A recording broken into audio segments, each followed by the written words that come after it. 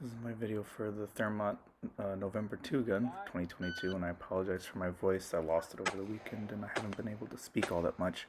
But I'll do my best because I wanted to talk about the rifle I was using in this video. The pistol I'm using is my same old RMR P10C, which carried me through most of this event. I've always say the red dots on pistols are just cheating. But what I was really experimenting with on this match was the rifle. It's my quite old now. CZ805. I got it years and years ago, and I've used it for a very long time.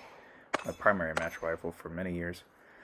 And I decided, for some reason, I don't know what possessed me to do this, but I got a hankering to try out an LPVO on it, because previously I'd only ever used red dots, or red dots with magnifiers, or iron sights. And I wanted to see, to try out LPVOs as a concept. So I went to Midway and I got a SIG Tango MSR 1-6 that was on sale. 1-6 is perfectly fine for the kind of shooting we're doing here, out to 300 yards. Pardon me. So I figured, what the hell, I'll send it.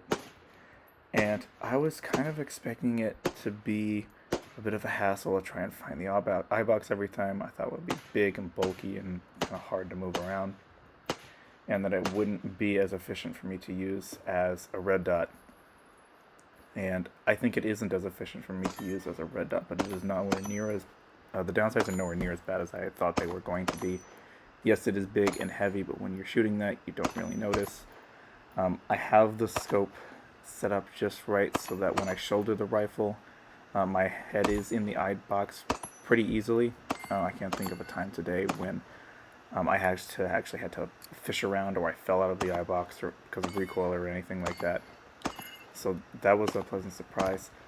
And another thing that I've heard from some people who probably don't even know any better is that on an LPVO you're really only using the minimum or maximum settings. That's not true. I wasn't.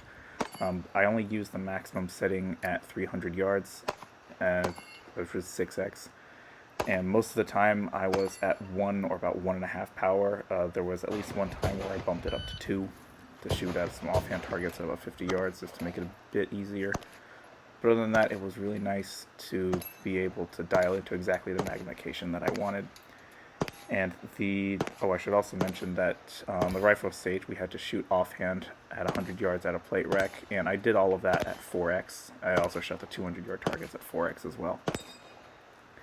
And so the 805 on its own is already really heavy. It's about 8.5 pounds empty for a 223 rifle with a skinny barrel at 16 inches long. That is a lot.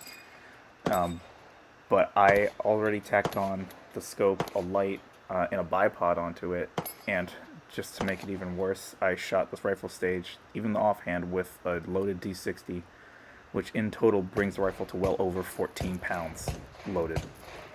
In fact, on that offhand, I was trying to hold it normally like a rifle by the foregrip, but I couldn't do it. It just wasn't efficient enough, so what I ended up doing was taking the drum and cupping it in the palm of my hand and taking like a Schützen stance. And that actually worked really well. I did the whole 100-yard plate rack like that with only a few misses. And so I kind of had to lose my preconceptions of that. The LPVOs weren't as difficult to use as I thought they were going to be, even with close-up shooting like you're about to see. I was able to get my non-dominant eye in the eye box in my non-dominant shoulder, and able to double tap the targets without any real problem. So I kind of have to reevaluate my thoughts on LPVOs, although I'm still going to use red dots and magnifiers primarily. I like that setup very much on my Bren 2. It's going to stay that way, and I don't see any reason to change it for the time being.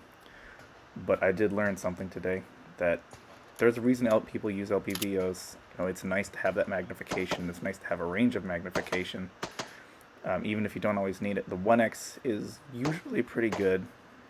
Not always, it's not a perfect 1x, but it is sufficient for the job. And there are some where it's almost a red dot, but not quite. None of these are going to be true 1x because they're still refracting, or not refracting, they're bending light. So that is all for that. As of recording, tomorrow I have to get up early and go to the IDPA match. So we'll have more footage to show off once that is done. For now, I am going to finish my Fresca and then go to sleep and then go check out more targets in the morning. Goodbye.